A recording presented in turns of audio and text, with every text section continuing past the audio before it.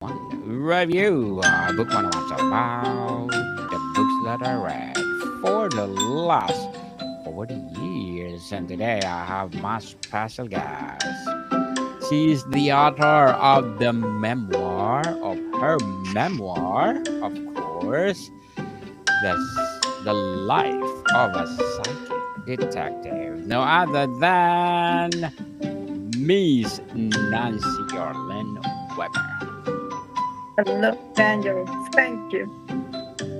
Welcome to Book 101, Miss Nancy. And can you please introduce more about yourself?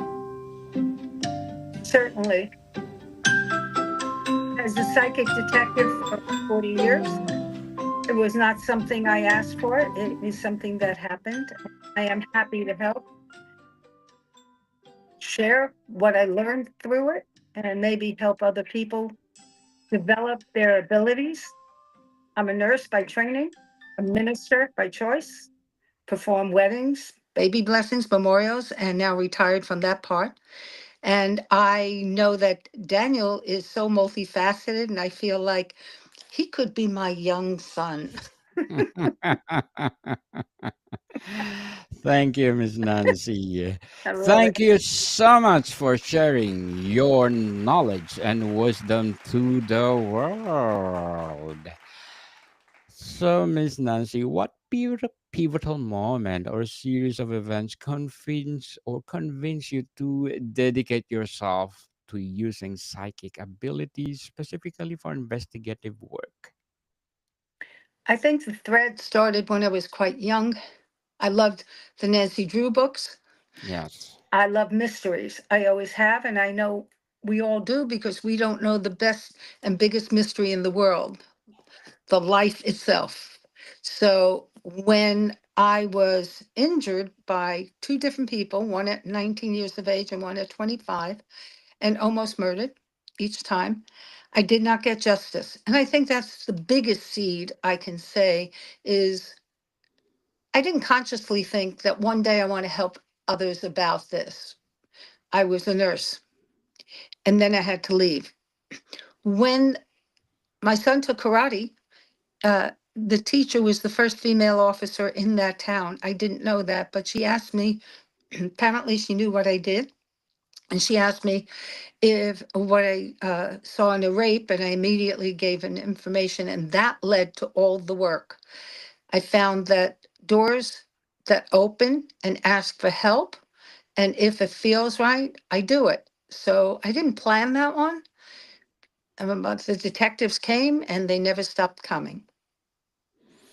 How do you define psychic detective work? What is distinguishes it from traditional investigation or general psychic readings? Great question. Wow, Daniel, you would. Thank you. So, uh, it distinguishes, for me personally, maybe not for everyone. I ended up even going and being off a police academy training for 6 weeks, which I did take. I find that I believe in science a lot. And I also believe that the universe is filled with all the information we ever need by going inside. And so the psychic detective part is like one day I think he was a detective, said, "Would you mind taking a drive with me from some other town or whatever?" And I said, "Sure." And we come up to a bowling alley. And as I get out of the car, he hasn't told me why. I said, "There was a murder here, and that was your uncle?" I have no idea how I know that, whether I read his mind or whether the soul of his uncle told me or whether I just felt something. And I don't know. I call Mm. that the psychic detective. So when I was working a serial killer case, it came to me very much like a detective. Over and over, I would get little glimpses. I would get the name James. I couldn't get anything else other than as we were driving, I'd go over that and I'd go over and I'd say black hair, narrow face, aquiline face. James has a narrow aquiline, and I keep putting little pieces together. So the psychic part is, where did I get it? Yes. And the detective part is I am very much like the detectives who I have become best friends with, some of them for 40 something years. And so they have their little notebooks. They take every word down that I say. But in my mind, I take notes as soon as I can. I go home and write it all. So I am very much like them. I fit in with them as a team member. But the psychic part is that piece that you don't see. As one said, if there are 1,000 pieces of evidence or clues and we don't know where to go with it, we're not getting enough real forensics, or we have none, you're perfect for it. You can fill in the pieces out of the thin air. So that's the psychic part. But I know how to translate it and I know how they can translate it because real law enforcement work, I've worked with federal agencies too. They have a lot more information than I will ever have. But if I give them one little piece out of the blue, uh, and that makes a difference, I'm happy. I did my job. Indeed, you did your job, Miss Nancy. Can you walk us through your specific process when approaching a new case? How do you gather information physically, and how do you translate those impressions into actionable leads? You have incredible questions. Okay, so let's say it all depends on the contact, the initial contact. So, do they call me on the phone? Do they ask me to fly out somewhere? I don't do that anymore right now, not in the last couple of years, particularly pandemic. And then myself, I'm occasionally in a wheelchair, so I have to be careful. But normally, it really depends on the case. So when detectives would ask me to accompany them, I go with them if it feels right. Yes. If it doesn't, I don't do it. I had a family ask me to come to a place where they found their deceased member, and it was a place I can get to, so I did. And I stood there and waited. And what I'm waiting for, it all depends because all the clairs, what we call the psychic clairs, the clairvoyant, clairaudient, clairsentient, all the rest, can come any which way depending on what's needed. I don't think there's one way I get anything. Some I get words and sounds, and some I get visions, words and sounds, and Mm. sometimes I get draw this picture of where the evidence is. But I won't know it until it actually is there for me. The image is there, the pencil's in my hand, the paper's in my hand, and I have no clue why, but I'm told just do that.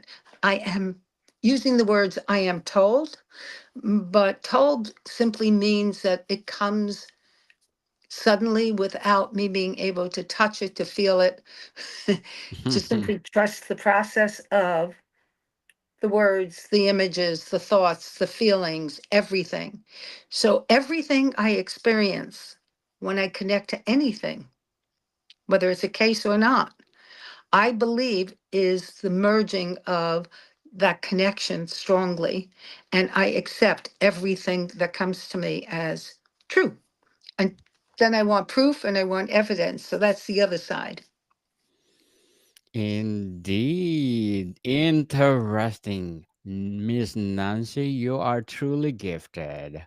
How do you navigate the critical issue of verifying psychic information? I write it all down if I can. A lot of it is I counted 7 oaths of confidentiality. Yes. So I don't record unless people ask me to their session. I never listen to it afterwards. I don't take notes on those. But if there's something that comes in while I'm giving a session or a workshop that I feel is useful for everybody without naming, without placing it, then I tell. It's like the book, The Life of a Psychic Detective, is only adjudicated cases from long ago. I started writing the first poor copy of it. I couldn't, I, my writing was awful, but that was in 1995.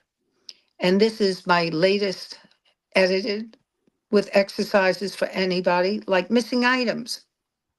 How many people miss things that I've been training, I think, for anything missing since I was a little girl. When anybody would miss things, sometimes I could picture it and go to it or tell them where. I've been doing that my whole life. So when I was asked for missing children or missing people, it became very natural as part of what I've done for a very long time. And I think part of it, Daniel, is knowing when you're stepping in it, you're not special, you're not different, you're doing the work. Psychic means soul. It comes from the Greek root word psyche, translated into the word psychic instead of translated into what it meant for the Greeks, the whole of a being.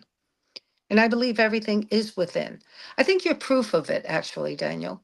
You're proof of, seriously, you know how to go deeply within and bring it out in a way that is authentic and unique. And I think that's what makes a great soul. And so for detectives, I'm just part of the work. I don't get to know all the answers or all the endings ever, except for those I become close with or work a long time with. Very well said, Miss Nancy. Beautifully articulated. And again, thank you for sharing your gifted part of your life. What are the most complex ethical dilemmas you've encountered in this line of work? Oh, the ethical dilemmas. Yes. You want me to talk about that? I'm happy For to. sure. For sure, there's a lot. Yes, there are. So, taking an oath requires sometimes not to tell anybody I even have worked on anything. So, ethically, on social media, I have a Facebook group called Psychic, my name and Psychic Detectives, a woman in Denmark, a wonderful lady who's a healer, created for me. And so somebody would say, well, we have this missing child somewhere or adult, and where can you work on that now and tell us where he is? And I respond in a general letter to everybody, which I've done again and again. It's on my website. You cannot discuss on any social media, any ongoing anything. What if you name something? You can get murdered. What if Yes. you put somebody in jeopardy? What if you ruin somebody's life and you're wrong? We're not perfect. We make mistakes. I don't care how good a psychic is. We all make mistakes, or we all think we know and we don't. So, and there are a lot of times there's no proof. You'll never know. You may know, but so what if you can't do anything about it other than get into your spiritual healer hat and help out? So, ethically, I believe that one, you don't discuss it on except very general ideas about how to more than anything. Yes. Also, I have watched the lack of ethics. I call it the ego kills. And I've worked with some of the best advocates for victims. Uh, One man who actually wrote the crime victim bill that started the whole country was somebody very special who had been a crime victim. And I worked with him for 10 years uh, in attending, helping any way I can.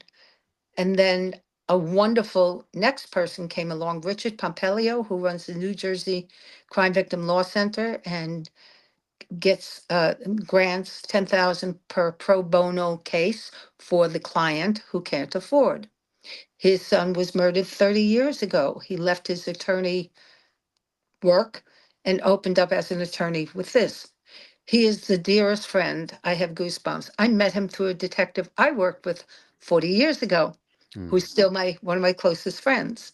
And we are both, the detective and I, um, he's angrier than I've ever been about the serial killer case where the lead investigator blew off 5 towns naming the killer and wouldn't even look. Mm. I kept saying the name. I knew who it was. I knew details about his life. It was proven, and I have the proof, absolute proof, from the father, gifted by the chief prosecutor who apologized for putting a man who never worked homicide on a serial case. And so that investigator has always lied about it. But I have the absolute proof coming from the source. So that's lack of ethics. For me, it's hardly ever happened. I've been very grateful to have met some of the best all along, federal agencies, local agencies throughout the country, Mexico. I've met wonderful people. I've worked with them. They have high ethics. And I say when they retire, some of them go work on cold cases, the others fish and play golf. If they're men, I don't know about the women so much what they do other than what I do. I go to art. I learn how to paint and draw on my own. I dance. I play music. I write music. Anything I can do to balance out what I've seen. Well, Miss Nancy, interesting job for sure. I want to be a detective too. How has being a psychic detective shaped your personal relationships, sense of normalcy, and view of the world? You, no one's ever asked that. I'm listening to you and you're going, yeah, okay. So I know how important it is not to think that's everything.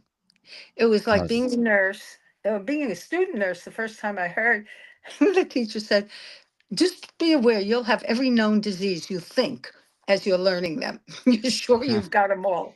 And so I learned that when I worked with the police, it was really important to know to keep the trust of the world, keep the goodness. Know there are far more good people, far more than there are people who want to hurt. So, and I love psychology and abnormal psych. I ran an experimental acute psych unit in the South Bronx. I loved all of it, helping and finding new answers. So, my take in working in fresh crime scenes and terrible things and terrorism, I know that's a piece of it. It's not the whole thing. And it's been happening since cave days, right? So I put Yes. it in its place that way. My family is kind of funny. My husband is very psychic and it's very comfortable, except when he finishes my sentences uh, out loud before I can. He knows But already. right, but I've had, fun, and a lot of them know and love my work. In fact, my webmaster is one of my grandsons. Uh, they he's very involved in that kind of work. Uh, most of my kids are. Most of my grandkids are interested. I've had family members call me. They couldn't find their taxes and they were desperate. Tell them where it is. If I can help, I will. And so, but others, they like my daughter, whose birthday is coming up soon. She's not. Um, She's very much a believer. She's read all my books. So is my son, some of my stepchildren, everybody. So she'd call me and go, "Mommy, listen, this is what happened, and this is the dream I had, and this is what it probably means." So we're very similar in certain respects, but I've learned that if we respect each other's gifts, whatever they are, I don't care what, we respect each other's gifts, we share. We don't judge. I believe that I can't judge another soul. I can judge an action. Yes, people, share your gift if you have a special gift like Miss Nancy. So, as an author, Miss Nancy, what are your short term and long term goals? Oh, one more time. You're like the home run every time. Yes, Oh my God. indeed. Okay. Oh, wow. Okay, so my long term and short term goals. First, I believe everything is a zigzag. I may have a dream, I may decide I'd love to do this, and then life steps in and goes, well, not right now. So over the years, I decided to learn how to do pen and ink and in between write some songs with a folk singer. So the artwork grew and grew over years, and I do them every so often, and I've done a few hundred. And then I decided I love pen and ink and I don't want to ruin it with color. So my husband gets the job of scanning them all in for me. So now I have about 188 scanned in. I have a bunch more to go. And I started painting them online on Procreate because I didn't want to ruin them. That's for the future. So along the way, I made some cards with them, just so I have cards to send out for whatever. But I'm going to probably do a coloring book. And because it's light and happy things, images, they're not the characters that I feel and see. So I want to do something for children. I'm working now with a dear friend who's also assists me part time, and we're doing some oracle cards. But ours, I want to be giving clear help and instruction where instructions needed on anything, including the environment, including every child is our child, right? Yes. Good So luck. Good luck for your goals, Miss thank you. Nancy, and hoping for more success in your life. And what would be your piece of advice for those people out there who want to write their own book too? Oh, well, first they ought to read yours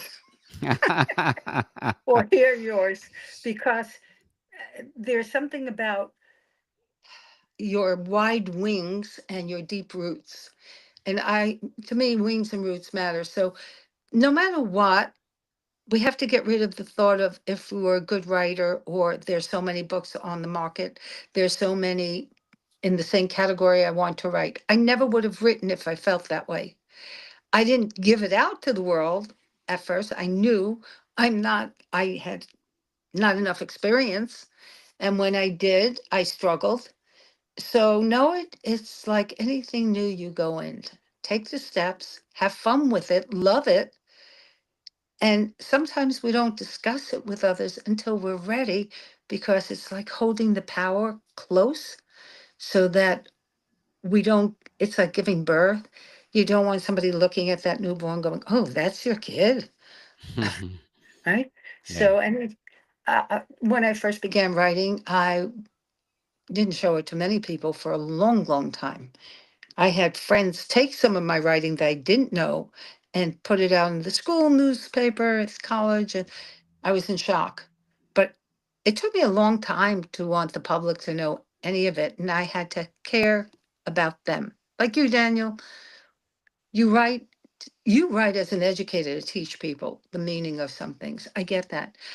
My frustration was learning so much from the wonderful people I worked with as a psychic detective and wanting others to know out of that there are elements that will help everybody's life, not just um, investigators, but staying trusting of yourself and pulling up your gifts. So Soul Detective, one of my other books, is all about ideas and exercise and techniques I came up with to help myself, not just in writing, but writing a book is also the most cathartic thing anyone can do.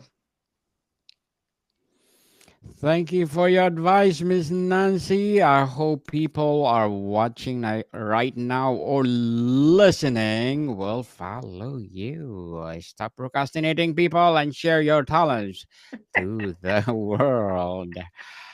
Miss Nancy, how much of your work relies on heightened intuition versus distinct psychic senses? Oh, Daniel.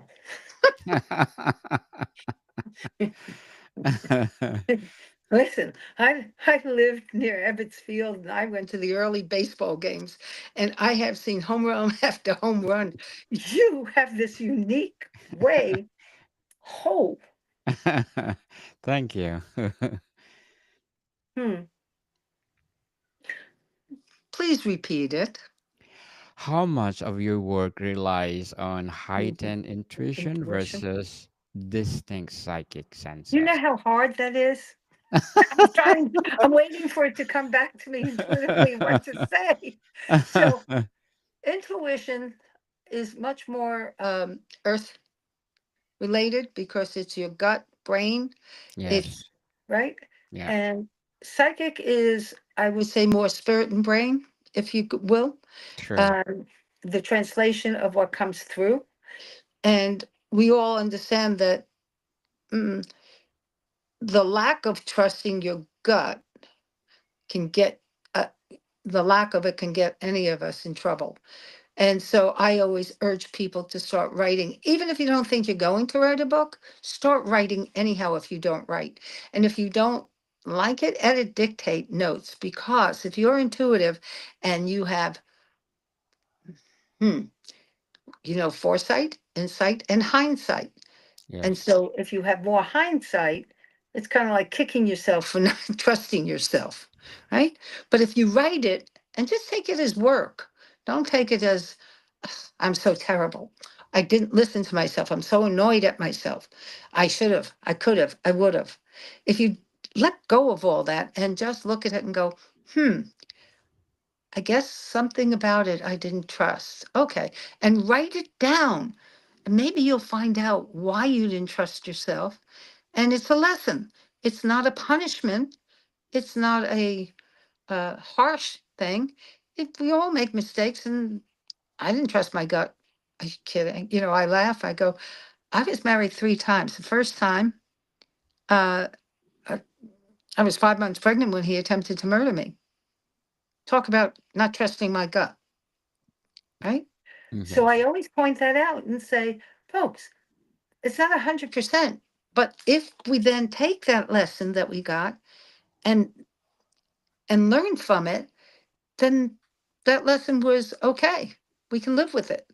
But we can't live with it well if we don't learn from it. Write it down. Get feedback. Right. Yeah. Yes. Yeah. Write it down and feedback, people. I think that's the number one key on something that you learn from Miss Nancy.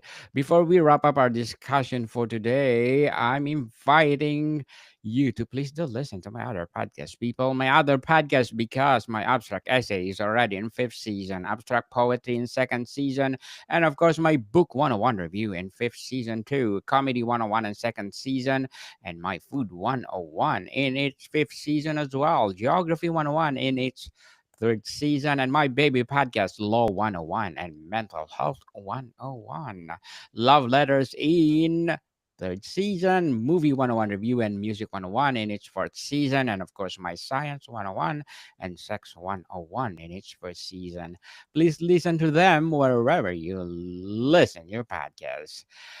Miss Nancy, beyond solving individual cases, what do you hope your work and this book contribute to a broader understanding of consciousness, that unexplained, or the pursuit of justice?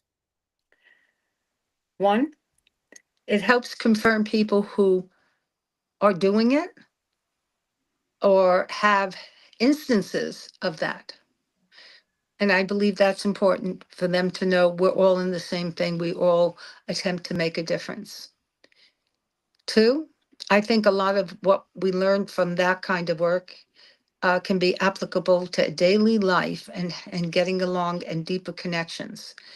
I can give one instance of the only way I have ever connected with murderers is not to hate them, but to love their soul and reach out to them as a soul to soul mentally and see what they tell me. And many of them have shared the truth. And I learned from that. So put aside your judgment of yourself, right?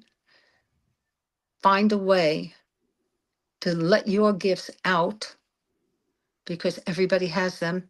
Psychic, I'm sorry, that means soul. Everybody's got one. We need to connect our soul deeply to our everyday life. And when we do, like you, Daniel, we blossom. We are like the lotus, the never ending lotus that keeps opening up beautifully. And so I hope that each person can resonate with the idea that even if you don't know you have any gifts, well, I don't, I'm not creative, I'm not lucky, I'm not this. Yes, you are, but you have to start believing that even a tiny smidgen and stop telling yourself things that are harmful to you. You've got to take care of yourself before you take care of others mentally in your mind, because that's an instrument. It's right in here. It's just your instrument. You're the orchestra leader. What do you want? What kind of music in your mind? What kind of feeling? It's all up to you. You know, Miss Nancy, early in the morning, I always tell to myself, I'm the head, not the tail. I'm a victor, not a victim. I'll be mighty on the land. So that empower myself itself, right? Miss Nancy Orlen Weber, thank you so much for sharing your knowledge and wisdom to the world.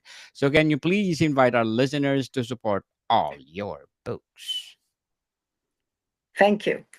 They are on my website, which is my name, Nancy Orlen Weber with one B, and they are at Amazon.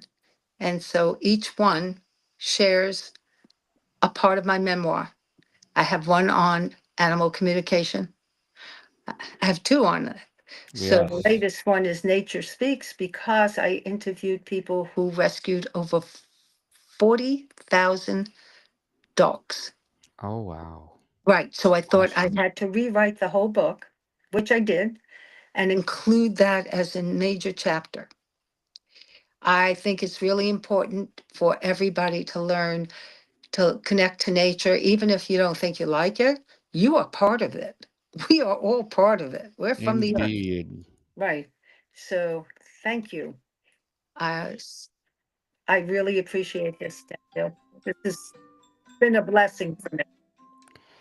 Yes, people, let's support Miss Nancy Orlin Weber because if you support her, more and more and more empowering books like this to come. So, Miss Nancy, thank you so much for your time. Daniel, I can't thank you enough. You are magnificent. I love learning with you.